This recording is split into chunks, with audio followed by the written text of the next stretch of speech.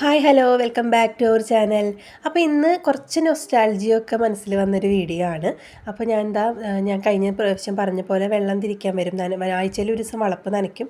അപ്പോൾ അങ്ങനെ വെള്ളം തിരിക്കണ ദിവസമായിരുന്നു. അപ്പോൾ ഞങ്ങളെല്ലാവരും കൂടി ഇങ്ങനെ വളപ്പിലേക്ക് പോയി. അപ്പോൾ അവിടെ മഞ്ചാടിക്കുരു വീണ് കിടക്കുന്നുണ്ടായിരുന്നു.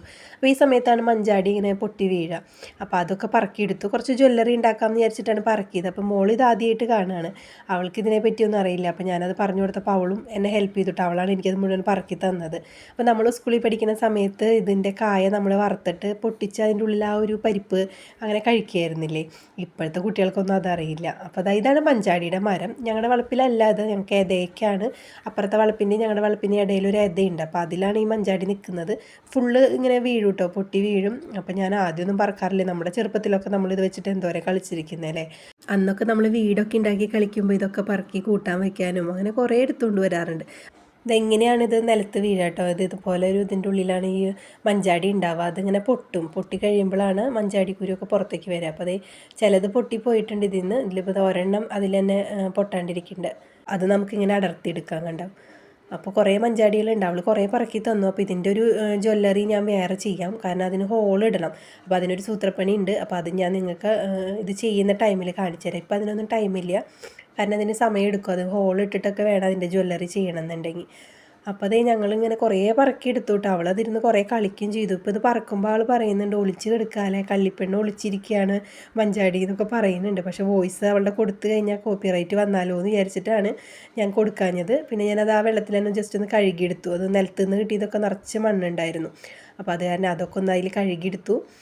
പിന്നെ ഞാൻ ഇന്നൊരു റെസിപ്പിയും കൂടി ഈ വീഡിയോയിൽ ഉൾപ്പെടുത്തിയിട്ടുണ്ട് കേട്ടോ. കോവക്കായയുടെയാണ്.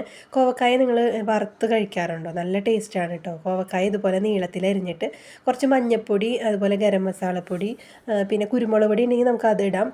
പിന്നെ കുറച്ച് മുളക് പൊടി, കുരുമുളക് പൊടി ഇടണമെങ്കിൽ അതിനനുസരിച്ച് മുളക് പൊടി ഇട്ടാൽ മതി.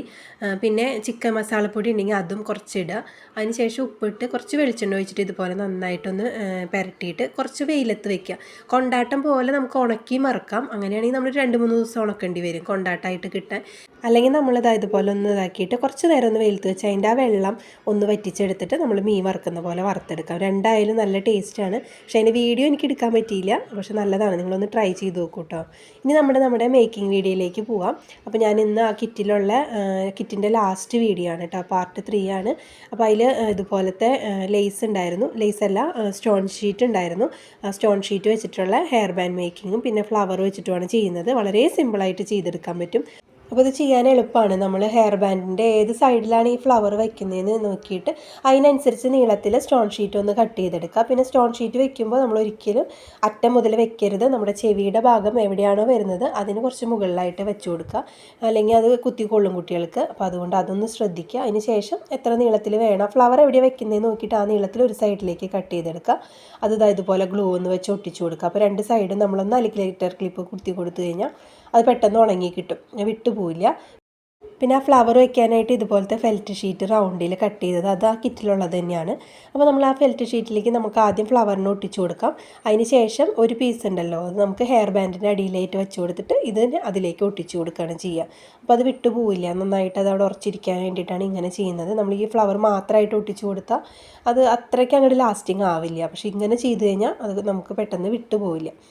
ഇനി നമുക്ക് സ്റ്റോൺ ഷീറ്റ് നമ്മൾ എവിടെയാണോ നിർത്തിയിരിക്കുന്നത് ആ ഒരു ഭാഗത്ത് നമുക്കിതുപോലെ ഒരു പീസും കൂടി ഉണ്ടല്ലോ, അതിലൊന്ന് ഗ്ലൂ വെച്ചിട്ട് അത് അടിയിൽ നിന്ന് ഹെയർ ബാൻഡിൻ്റെ അടിയിൽ നിന്ന് വെച്ച് കൊടുക്കാം. അതിന് ശേഷം നമുക്ക് ഈ ഫ്ലവറിനെ അതിൻ്റെ മുകളിൽ ഒട്ടിച്ചു കൊടുക്കാം. അപ്പോൾ എളുപ്പമാണ്. ഒരു 2 മിനിറ്റൊക്കെ ഉണ്ടെങ്കിൽ നമുക്ക് സൂപ്പറായിട്ട് ഈ ഹെയർ ബാൻഡ് ചെയ്തെടുക്കാൻ പറ്റും.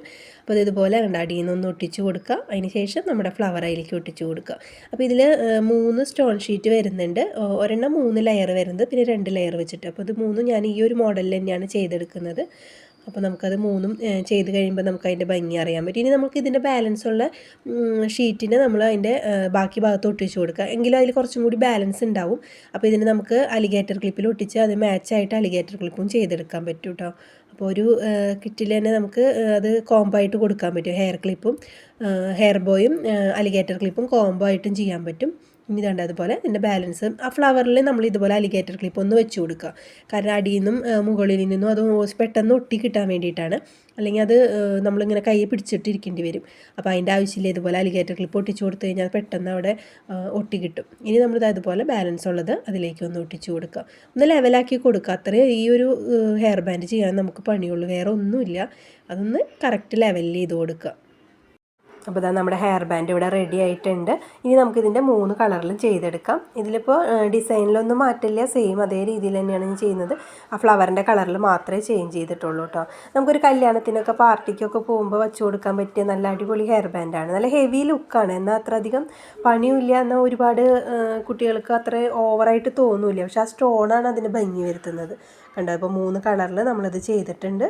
അപ്പോൾ ഇന്നത്തെ ഈ വീഡിയോ നിങ്ങൾക്ക് ഇഷ്ടമായെന്ന് ഞാൻ വിചാരിക്കുന്നു കേട്ടോ. അപ്പോൾ ഈ ഹെയർ ബാൻഡ് നിങ്ങൾക്ക് ഇഷ്ടമായാൽ നിങ്ങൾ ലൈക്ക് ചെയ്യാനും കമൻറ്റ് ചെയ്യാനും അതുപോലെ തന്നെ സബ്സ്ക്രൈബ് ചെയ്യാത്തവരൊക്കെ ഒന്ന് സബ്സ്ക്രൈബ് ചെയ്യാനും മറക്കരുത്.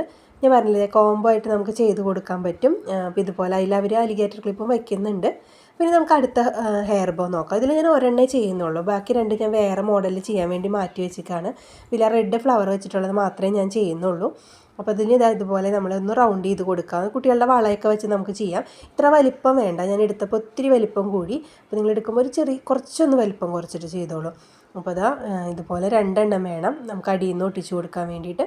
പിന്നെ ആ ഫ്ലവറിൻ്റെ ബാക്കിലൊരു കമ്പി പോലെ ഉണ്ടാവും, അപ്പോൾ അതൊന്ന് കട്ട് ചെയ്ത് കളയണം, നമുക്ക് ഒട്ടിച്ച് കൊടുക്കാൻ വേണ്ടിയിട്ടാണ്. അപ്പോൾ അതൊന്ന് കട്ട് ചെയ്തതിന് ശേഷം നമുക്കിതിലേക്ക് ഗ്ലൂ കൊടുത്തിട്ട് അതൊക്കെ ഒന്ന് ഒട്ടിച്ച് കൊടുക്കാം.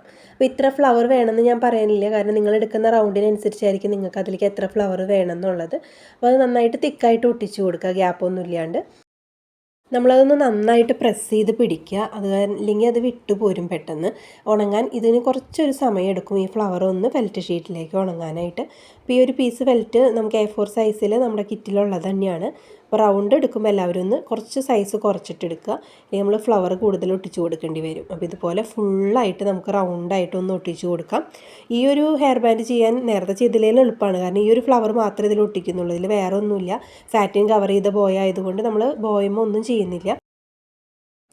ഫുള്ള് ഫ്ലവർ ഒട്ടിച്ച് കഴിഞ്ഞാൽ നമുക്കിത് ബോയിലേക്ക് നമ്മൾ ആദ്യം 2 പീസ് കട്ട് ചെയ്തിട്ടുണ്ടല്ലോ, അതിലൊരു പീസ് അടിയിൽ നിന്ന് വെച്ച് കൊടുത്തിട്ട് ഇതിനൊന്ന് ഒട്ടിച്ച് കൊടുക്കാം. പിന്നെ ഇതൊന്ന് കുറച്ചും കൂടി ഒരു ഭംഗി കിട്ടാൻ വേണ്ടിയിട്ട് ഞാൻ ബീഡ്സ് ഒട്ടിച്ച് കൊടുക്കുന്നുണ്ട്. അപ്പോൾ നമുക്കതിൽ ആ വൈറ്റ് ബീഡുണ്ട്, അത് ഒട്ടിക്കാം. ഞാൻ പക്ഷേ അതല്ല കേട്ടോ, ഹാഫ് ബീഡ് വൈറ്റ് എൻ്റെ ഉണ്ടായിരുന്നു, അപ്പോൾ ഞാൻ അതാണ് ഒട്ടിച്ച് കൊടുത്തത്. അപ്പോൾ ഇത് നമുക്ക് അടിയിൽ നിന്ന് ഒട്ടിച്ച് കൊടുക്കാം. അതിന് ശേഷം നമ്മുടെ ഫ്ലവർ ഇതിലേക്ക് നമുക്ക് ഒട്ടിച്ച് കൊടുക്കാം. അപ്പോൾ ഇതിൽ 3 കളറുണ്ട്, 3 ടൈപ്പ് നമുക്ക് ഇതുപോലെ തന്നെ ചെയ്യാം. പക്ഷേ ഞാൻ ആ ഫ്ലവർ ഞാൻ മാറ്റി വെച്ചിരിക്കുകയാണ് വേറെ ഏതെങ്കിലും ഒരു മോഡലിൽ ചെയ്യാൻ വേണ്ടിയിട്ട്. അപ്പോൾ ഞാൻ ഇതിൻ്റെ ഒരൊറ്റ പീസേ ചെയ്യുന്നുള്ളൂ. അപ്പോൾ ഇത് പുറത്തേക്ക് ഞാൻ സെയിൽ ചെയ്യുന്നില്ല, കാരണം ഇത് മോൾക്ക് വേണ്ടിയിട്ട് ഒറ്റ പീസായിട്ടായാലും ചിലപ്പോൾ നമുക്കത് അവർ കളർ ചോദിച്ചാൽ നമ്മുടെ കയ്യിൽ കൊടുക്കണം വേണമല്ലോ. ഞാനപ്പോൾ അത് വേറെ മോഡലിലേക്ക് മാറ്റാൻ വേണ്ടി കാരണം അത് ഞാൻ സെയിൽ ചെയ്യുന്നില്ല, ഇത് ഞാൻ മോൾക്ക് വേണ്ടി മാത്രം ചെയ്തതാണ്. കണ്ടോ, ഞാൻ ആ ബീഡും കൂടി ഒട്ടിച്ച് കൊടുത്തപ്പോഴാണ് അതിന് കുറച്ചും കൂടി ഒരു ഭംഗി വന്നത്.